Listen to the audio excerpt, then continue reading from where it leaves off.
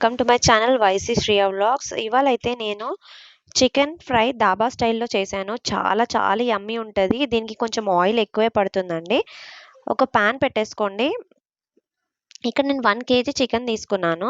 3 big size onions ఇలా పొడవుగా cut చేసుకొని వేసేసుకొని మంచి గోల్డెన్ కలర్ వచ్చే వరకు ఫ్రై చేసుకోండి. మనం ఆనియన్స్‌ని ఫ్రై చేసే దాంట్లోనే టేస్ట్ మొత్తం ఉంటదండి ఈ కర్రీకి.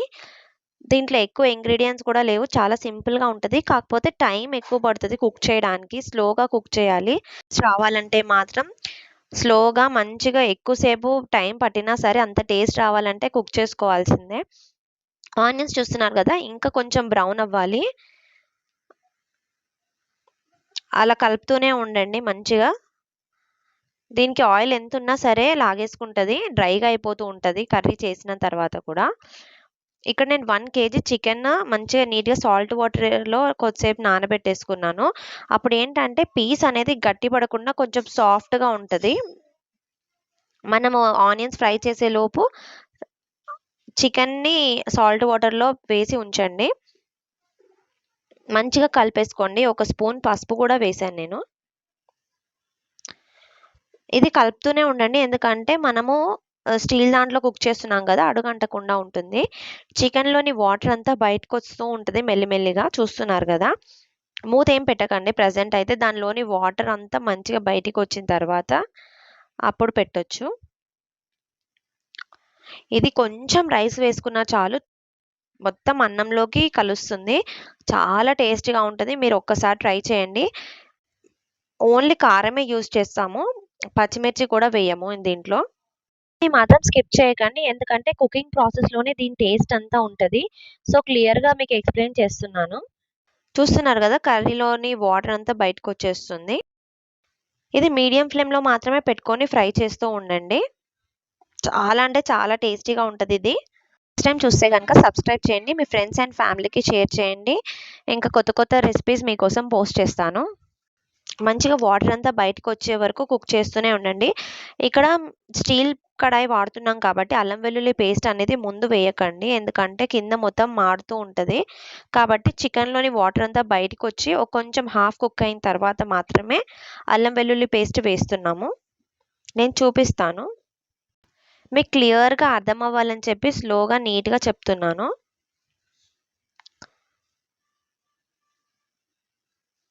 చికెన్‌లోని వాటర్ అంతా బయటకొస్తూ ఉంటుంది చూస్తున్నారు గదా! కలుపుతూ ఉండండి మధ్యలో.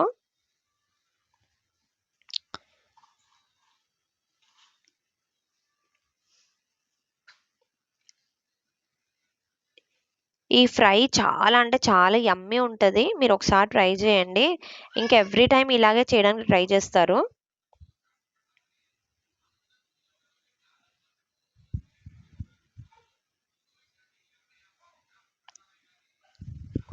మనం 1 కేజీ క్వాంటిటీ తీసుకున్నాం కాబట్టి ఇంకొంచెం టైం ఎక్కువే పడుతుంది. అదే మీరు తక్కువ క్వాంటిటీలో హాఫ్ కేజీ చేశారనుకోండి, తొందరగానే అయిపోతుంది.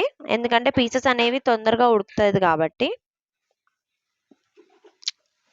మీ ఇంట్లో ఏదైనా ఫంక్షన్స్ ఉన్నప్పుడు చికెన్ కర్రీ ఒకటి, చికెన్ ఫ్రై ఈ స్టైల్‌లో చేయండి. చాలా నచ్చుతది అందరికి. ఇప్పుడు కొద్దిసేపు మూత పెట్టేస్తున్నాము. ఎందుకంటే చికెన్‌లోని వాటర్ అంతా బయటికొచ్చేస్తది కాబట్టి.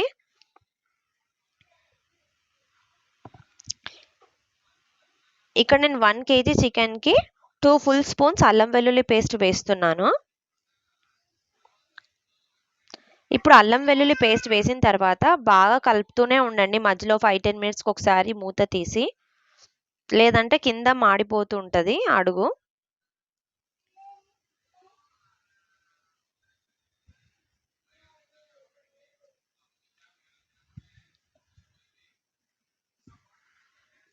ఇది పప్పుచారులోకి కానీ లేదా మామిడికాయ పప్పులోకి కానీ సూపర్ ఉంటది. సైడ్‌కి మంచింగ్ పెట్టుకోవడానికి కూడా. రసం చేసుకున్నప్పుడు కూడా ఇలా చికెన్ ఫ్రై చేసుకొని తినండి. చాలా బావుంటది. మీరు ఈ టేస్ట్ నాకు తెలిసి ఎప్పుడూ మీకంత టేస్టీగా ఉండదు. ఎందుకంటే ఇలా కుక్ చేయండి. ఎక్కువ ఇంగ్రీడియెంట్స్ వేసేసి ఆ ఒరిజినల్ టేస్ట్ అనేది పోగొట్టేస్తారు చాలామంది. పచ్చిమిర్చి, టమాటో అన్నీ వేసేస్తారు. అలా వేయకండి. జస్ట్ సింపుల్ ఇంగ్రీడియంట్స్తోని మంచి టేస్టీగా చేసుకోవచ్చు. ఇక్కడ అల్లం పేస్ట్ వేసాం కదా!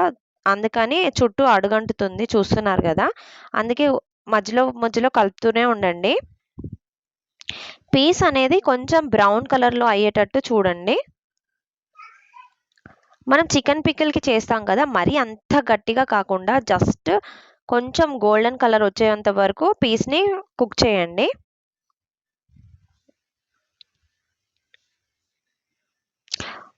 ఆల్రెడీ 50-70% చికెన్ అనేది బాయిల్ అయిపోయింది.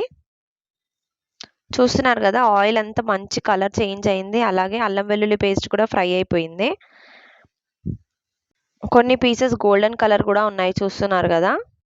మీకు ఎగ్జాక్ట్ ధాబా స్టైల్‌లోనే ఆ టేస్ట్ రావాలంటే గనక చికెన్‌ని ఇలా కలుపుతూనే ఎక్కువ సేపు మీడియం ఫ్లేమ్‌లో పెట్టి కుక్ చేయండి. అప్పుడే మీకు ఆ టేస్ట్ అనేది వస్తది. కలుపుతూ ఉండండి మర్చిపోకుండా. ఎందుకంటే అల్లం పేస్ట్ వేసేసాం గదా! సో, అడుగంటుతూ ఉంటది. మంచిగా కలిపేసుకోండి. ఒక 5-10 మినిట్స్ పాటు ఇంకాసేపు ఉడకనివ్వండి. పీస్ ఇక్కడ ఉడికిందా లేదా నేను చెక్ చేస్తున్నాను. ఆల్మోస్ట్ ఉడికింది. ఇంకొక 5-10 మినిట్స్ కొంచెం సేపు ఉంచుతాను. ఎందుకంటే ఇంకొంచెం సాఫ్ట్ అవుతది పీస్. ఇది 2 డేస్ అయినా గూడా ఈ కర్రీ ఏం పాడవదండి. చాలా బావుంటది. ఎందుకంటే మనం చికెన్‌ని మంచిగా ఎక్కువ సేపు వాటర్ అంతా పోయే వరకు కూడా కుక్ చేస్తాం గదా! ఇప్పుడు మళ్ళీ ఒక 5-10 మినిట్స్ పాటు మూత పెట్టేసి కుక్ చేయండి. నాన్ వెజ్ కర్రీస్ ఏవైనా సరే మనం వండిన రోజు కంటే ఆ నెక్స్ట్ డే మళ్ళీ హీట్ చేస్తాం గదా! హీట్ చేసుకొని తిన్నప్పుడు అప్పుడు ఇంకా బావుంటాయి టేస్ట్ అయితే. చూస్తున్నారు గదా! చికెన్ పీసెస్‌కి కొంచెం బ్రౌన్ కలర్ లాగా అక్కడక్కడ అంటేసి అక్కడక్కడ అడుగు అంటింది చూస్తున్నారు గదా! అట్లా గోల్డెన్ కలర్ వచ్చే వరకు ఫ్రై చేయండి. ఆల్మోస్ట్ ఫ్రై అయిపోయింది. పీస్ కూడా చాలా సాఫ్ట్‌గా బోన్ నుంచి సెపరేట్ అయిపోతుంది. ఇప్పుడు ఈ స్టేజ్‌కొచ్చాక మీకు టేస్ట్‌కి సరిపడే అంత కారం వేసుకోండి. ఇది కొంచెం స్పైసీగానే ఉంటే బావుంటది. ఎందుకంటే కొంచెం మనం లెమన్ కూడా రైస్‌లో వేసుకునేటప్పుడు లెమన్ వేసుకుంటాం కాబట్టి కారం తగ్గుతది. 5 ఫుల్ స్పూన్స్ కారం, అలాగే 3 స్పూన్స్ ఉప్పయితే వేసుకోండి. కావాలంటే సాల్ట్ తర్వాత వేసుకోవచ్చు సరిపోకపోతే. ఎప్పుడే గాని సాల్ట్ మాత్రం కొంచెం తక్కువగానే వేసుకోండి. కారం వేసిన తర్వాత మళ్ళీ ఒక 5 మినిట్స్ పాటు మూత పెట్టి ఉడికిచ్చేసేయండి. కారం వాసన అనేది రాకుండా ఉంటుంది. సో, పీసెస్ అన్నిటికి ఉప్పు, కారం మంచిగా పట్టిద్ది. కర్రీ టేస్ట్ మొత్తం మన కుకింగ్ ప్రాసెస్‌ని బట్టే ఉంటదండి. ఫస్ట్ ఆనియన్స్‌ని ఫ్రై చేసుకోండి. అలాగే చికెన్ ఫ్రై చేయడం ఈ రెండిట్లోనే మొత్తం టేస్ట్ అంతా ఉంటది. కాబట్టి మీరు ఆనియన్స్ ఫ్రై చేసేటప్పుడు మంచి గోల్డెన్ కలర్ ఎక్కువ స్వీట్ అయ్యే వరకు కూడా చేయొద్దు. మంచి గోల్డెన్ కలర్ రావాలి. మరీ ఎక్కువ బిర్యానీకి చేసినట్టు బ్రౌన్‌గా చేయకండి. స్వీట్ వచ్చేస్తది కర్రీ అనేది. ఇప్పుడు ఒక స్పూన్ ధనియాల పొడి వేసుకోండి. 1 కేజీకి 1 స్పూన్ ధనియాల పొడి సరిపోద్ది. ధనియాల పొడి వేసుకొని ఒక 5 మినిట్స్ మళ్ళీ ఒకసారి ఉడికిచ్చేసేయండి. ఇక్కడ కలుపుతూ ఉంటేనే మీకు కలర్ తెలిసిపోతుంది గదా! Gravy colour. ఇందాక నేను లైట్ ఆన్ చేశాను. ఇప్పుడు లైట్ ఆఫ్ చేసేసాను. సో, ఒరిజినల్ కలర్ ఇలా ఉంది కర్రీది. చాలా యమ్మీ ఉంటది గ్రేవీ అయితే. మంచిగా ఉడికింది. మీకు చూస్తున్నారు గదా! బోన్ సెపరేట్ అయిపోతుంది పీస్‌లో నుండి. ఇంకా హాఫ్ స్పూన్ గరం మసాలా వేయండి. అంతే. ఇంతకు మించి ఎక్కువ ఏం వేయకండి. పచ్చిమిర్చి కూడా వేయొద్దు. ఎందుకంటే తొందరగా ఖరాబ్ అవుతది పచ్చిమిర్చి వేస్తే. చూస్తున్నారు కదా! ఎంత మంచి గ్రేవీ వచ్చిందో. ఆ ఒక్క పీస్ చాలండి మనకు రైస్ అంతా కలిసిద్ది మంచిగా. ఇక్కడ ఫైనల్‌గా కొత్తిమీర వేస్తున్నాను. కొత్తిమీర వేసిన తర్వాత ఒకసారి కలిపేసుకొని ఒక్క 2 మినిట్స్ పాటు మూత పెట్టేసుకోండి. అప్పుడేంటంటే ఆయిల్ అంతా పైకొచ్చేస్తుంది కర్రీలో నుండి. సెపరేట్ అవుతుంది. సో, అప్పుడు మీరు ఫ్లేమ్ ఆఫ్ చేసేసుకోవచ్చు. ఇంకా కుక్ అయిపోయినట్టు కర్రీ.